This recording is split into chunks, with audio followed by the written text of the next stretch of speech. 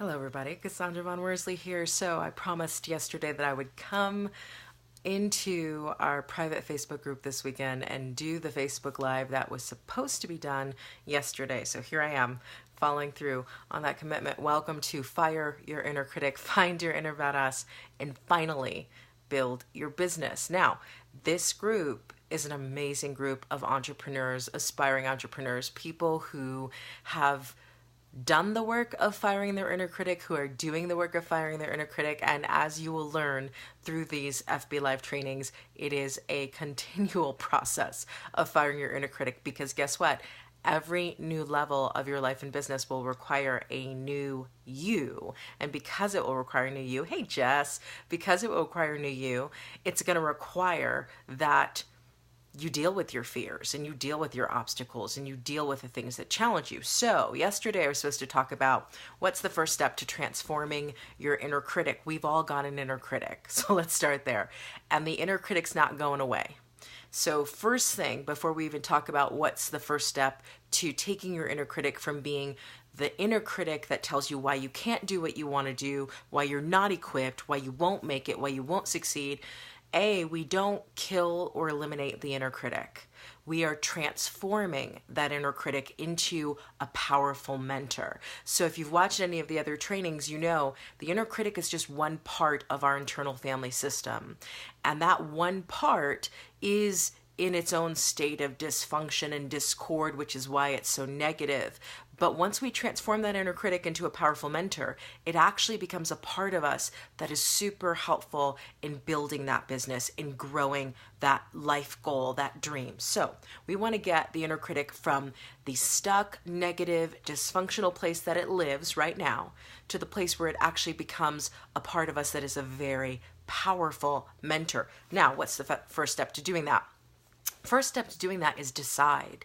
It is deciding. Now, I'm not going to tell you, it is just the first step. So I think a lot of people do the deciding part and they stop there and they don't take immediate action. And then they wonder why the inner critic is still powerful and raging and telling them all the reasons why they can't do what they want to do.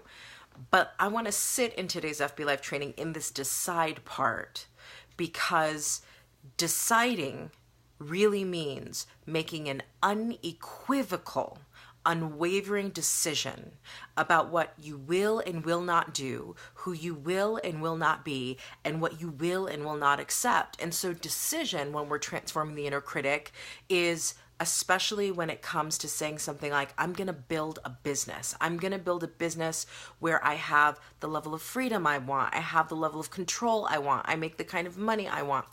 This deciding part oftentimes gets blurred by all of the tactics and the strategies that people think they ought to be taking to build a business, when in fact, until you're fully committed and invested and you've made that unequivocal decision, everything else you're going to try is going to fail. So let's talk about this deciding part. The inner critic loves indecision. The inner critic loves people who sit on the fence about building this business. Because the inner critic will say, well, see, you're not committed. You don't really want this. You say you do, but then one day you do and the next day you don't. You're not taking the actions. So the inner critic thrives in indecision. The inner critic also thrives in doubt. So the first step to transforming it into your powerful mentor is to say, what unequivocal decision am I committing to make about this particular building a business thing from this moment forward? Meaning, once I make the decision, I don't go back. I don't turn back. I don't say, well, maybe I will or maybe I won't. Or you meet the people who go, I'll try this for 6 months. If it doesn't work out, then I'll do something else. No. Your inner critic thrives on knowing that you've got a plan B, C, D, E, F, G, all the way till Z, and that you're not really sold on this dream of building a business. And the inner critic will whisper in your ear even as you think you're deciding. So what does an unequivocal decision look like? Especially when it comes to building a business. So an unequivocal decision about any major life goal or dream is the decision to say, this is what I want. I refuse to settle for less. From this moment forward, every action, every thought, every step I take is going to be in alignment with that vision, and I'm not turning back.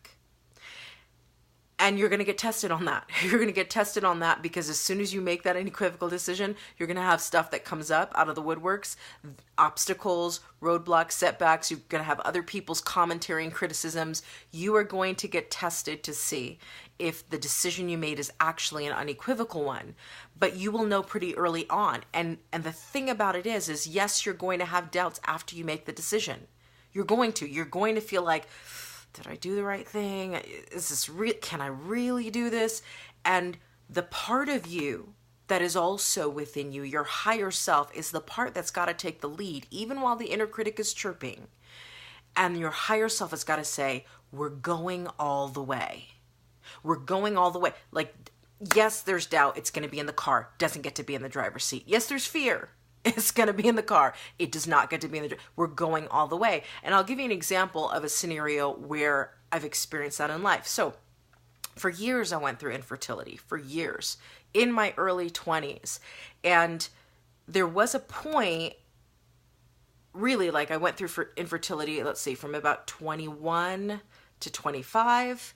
And there was a point where people had said to me, I had one friend say to me at one point, she goes, maybe it's God's will that you don't have any more children. I had a friend say that to me. I had people say to me, maybe this is just not what's meant for you. Maybe this is just not it. And I remember something in me through all of the depression, the sadness, the not being able to go to other people's baby showers, the just taking a pregnancy test every single month and it being negative, and just the depression that comes with that journey. I remember at one point listening to people who claimed to be friends. And of course, people can love you, but they may not know the right thing to say to you. And I remember thinking, maybe I should just give up on this. Like, maybe this is never going to happen. And there was something in me, and this is where your higher self becomes super powerful in moments when you absolutely need it. There was something in me that said, this is not over until it's over, and it's not over. So go in there and go for what you want. And it ended up looking very different. I mean, it ended up being a journey where I gave it my all. I cleaned up my diet. I lost weight. But I wasn't doing it once I hit that higher self moment for, okay, this is what it's going to take to get a baby. I was doing it for, I'm not giving up on a dream, and I don't know how, and I don't know when, but I'm going to live my best life right now because this is my life. And if another baby never comes, I still have to live my best life now. And so I contrast that with, I had a friend who had her first baby at 41, and she wanted a second baby. And she said to me, I'm going to try this fertility treatment thing 1 month. And if it's for me, it'll happen in this 1 month. And if it's not for me, it won't happen. And I'll be good with it. And she did exactly that. She tried for 1 month, it didn't take, and she was done after that. Her unequivocal decision had been made before she even tried for that 1 month. Do you know what her unequivocal decision was? I don't really need a second baby. I don't really want to. It's okay if I don't have that. That's what she was committed to. And maybe that's what her higher self said she should be committed to.